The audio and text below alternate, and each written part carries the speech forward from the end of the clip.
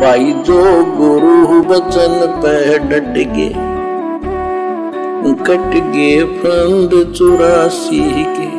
जैसे मानव स्त्री या पुरुष जीवन में पूर्व के शुभ कर्म अनुसार अच्छा भोजन मिला है, अच्छा मानव शरीर मिला है, जब चाहो खाना खाओ, प्यास लगे पानी पियो, इच्छा बने तो चाय दूध पियो, फल तथा मेवा काजू बादाम खाओ। यदि पूरा गुरु बनाकर, और पूरा गुरु वर्तमान में केवल सतगुरु रामपाल जी, इनके अलावा कोई नहीं, और पूरा गुरु बनाकर सच्चे दिल से भक्ति व सत्संग सेवा दान धर्म नहीं किया तो अगले जन्म में गधा बैल कुत्ता बनकर दुर्दशा को प्राप्त हो जाओगे। ये विधान है संतों का, ये विधान है परमात्मा का जो अटल है। आज भले किसी को ना समझ में आए, न समय पर खाना मिलेगा, न पानी मिलेगा, न कोई गर्मी सर्दी से मक्खी मच्छर से बचने का साधन होगा। मानव जीवन में तो मच्छरदानी ऑल आउट से बचाव कर लेते हैं, गर्मी से बचने के उपाय खोज लिए हैं, परंतु जब पशु बनोगे तब क्या मिलेगा।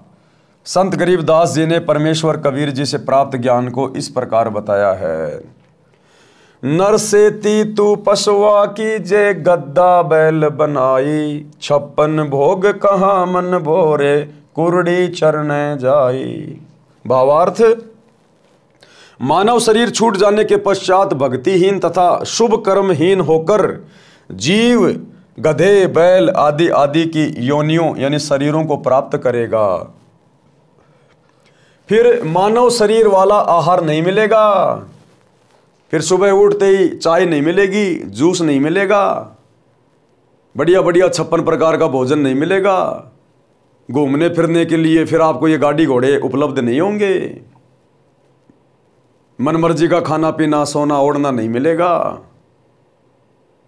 फिर तो गधे कुत्ते सुअर बनकर, आप अच्छे से जानते हो फिर एक बैल सारा दिन क्या करता है, एक गधा सारा दिन क्या करता है, कितनी मेहनत करता है। और कुम्हार गधे को खाना भी घर पे नहीं डालता, कान पकड़ के छोड़ देता है, बाहर कुरड़ियों पे चढ़ के आता है, सूखी सूखी घास। गधा बनकर कुरड़ी कूड़े के ढेर पर गंध खाएगा, बैल बनकर नाक में नाथा एक रस्सी डाली जाएगी, रस्से से बंधा रहेगा, न प्यास लगने पर पानी पी सकेगा, न भूख लगने पर खाना खा सकेगा। मक्खी मच्छर से बचने के लिए एक दुम यानी पूंछ होगी, उसको कूलर समझना, पंखा या मच्छरदानी समझना। और जिन प्राणियों के अधिक पापकर्म होते हैं, पशु जीवन में उनकी पूंछ भी कट जाती है। एक 1.5 फुट का डंडा शेष रहता है, उसे घुमाता रहता है।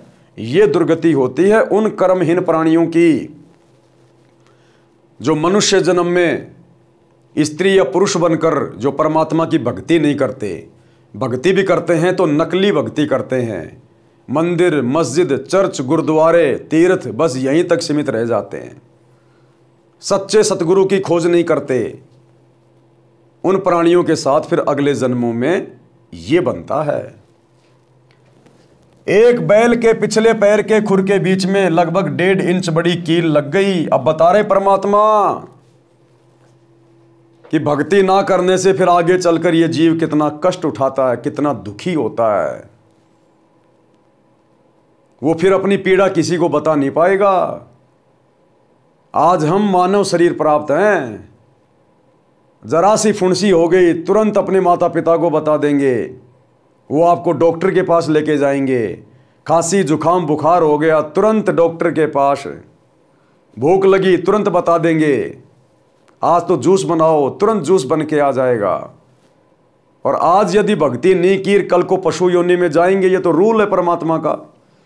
84 लाख योनियों के प्राणियों के चक्कर काटने के बाद एक बार ये मनुष्य शरीर मिलता है। फिर कल को जब पशु योनि में जाएंगे, और परमात्मा ने एक बैल का उदाहरण दिया है कि उस बैल के दोनों खुरों के बीच में एक 1.5 इंच लंबी कील घुस गई, किसी ने फेंक रखी थी ऐसे गली में, वो बैल के खुर में घुस गई। अब उस बैल के मुंह में जुबान भी है, जीभ भी है, लेकिन वो अपने मालिक को बोल नहीं सकता, कह नहीं सकता, उसको समझा नहीं सकता कि मेरे पैर में कील चुभ गई है, मुझे दर्द हो रहा है, मेरी कील निकाल दो। और किस प्रकार से भुगत भुगत के फिर वो बैल कितना दुखी हुआ।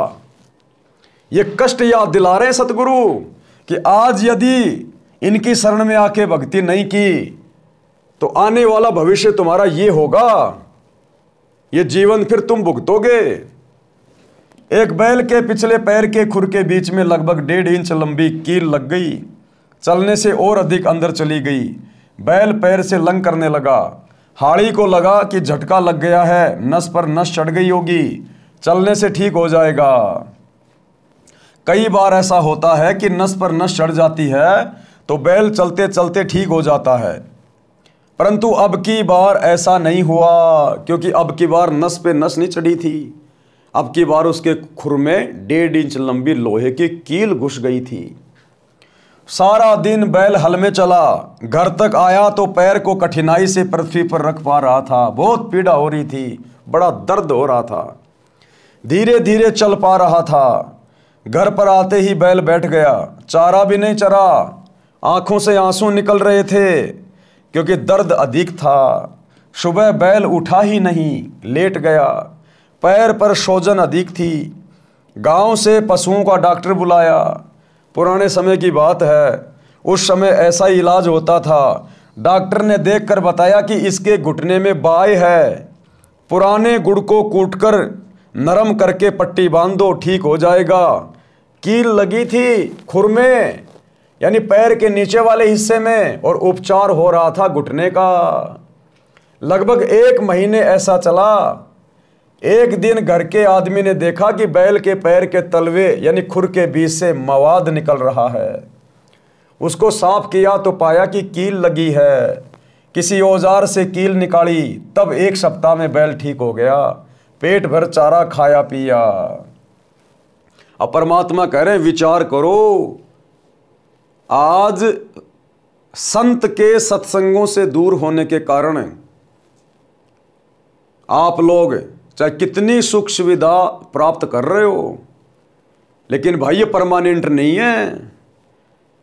वैसे तो इस जन्म का ही पता नहीं कब हमारा शरीर छूट जाए, कब एक्सीडेंट हो जाए, कब भूकंप आ जाए, कब लाइट से हाथ लग जाए, किसी का भरोसा नहीं। और यदि वर्तमान में भक्ति सत्य नहीं की तो अगला जन्म तो वैसे ही नरक बनने वाला है। तो फिर ये सारे जीवन हमने भोगने पड़ेंगे। फिर ये तो एक पशु का एक छोटा सा इंसिडेंट बता रहे हैं, एक छोटा सा इंसिडेंट।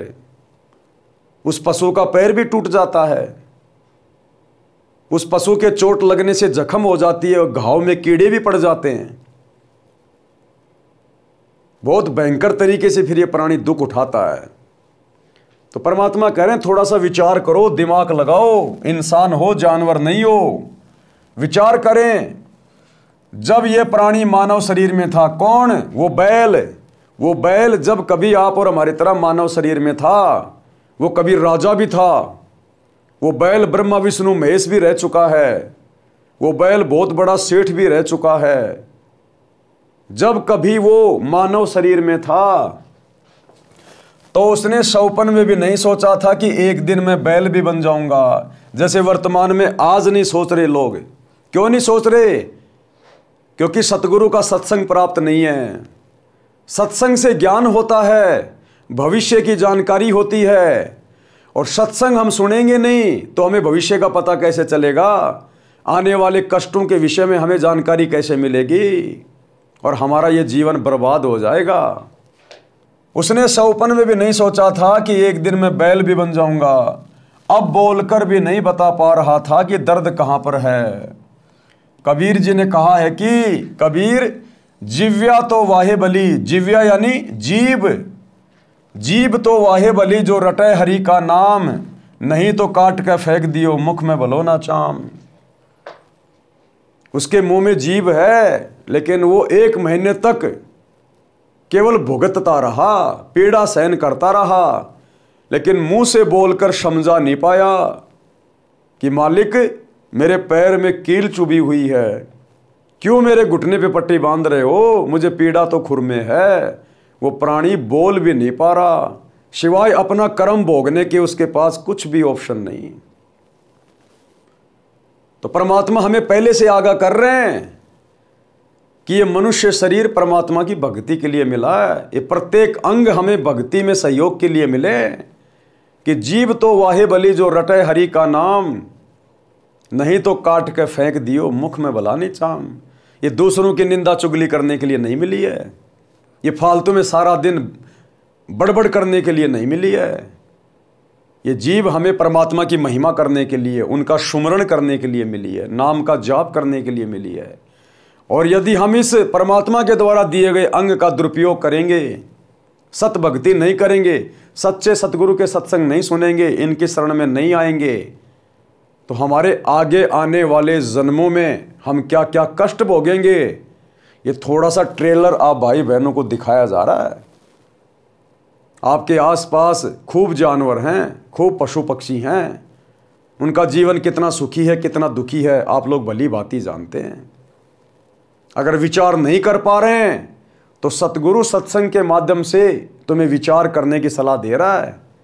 एक बार इनके सत्संग सुनना शुरू कर दीजिएगा यूट्यूब पे। जो गुरु बचन पे डट गे, कट गे फंद 84 के, कट गे फंद 84 के, कट गे फंद 84 के।